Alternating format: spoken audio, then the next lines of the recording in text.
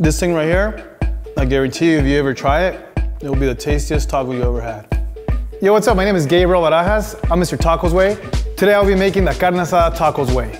The tacosway came from a mulita. Crunchy tortilla, melted cheese, meat, onion, cilantro, red sauce, bomb guacamole. Man, this thing is just like full of flavor, explodes in your mouth. Tacos way, it came from just a slang word from the street. I come from Mexico, from a part where we use the word way all the time. It means like, hey, what's up, fool? What's up, homie? What's up, buddy?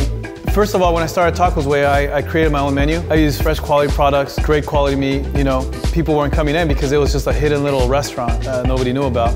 With all the free time I had, I started getting into social media, making my own memes. When I did my first video, that's what pretty much got me known in the neighborhood. And what that did is it brought people to my restaurant and they tried my food and they were amazed because they were like, okay, it's not only his page is pretty fun, but his food is also good. They wouldn't come eat once and leave. They will come eat once and then want to come eat again and again. So Tacos Way came pretty much from social media.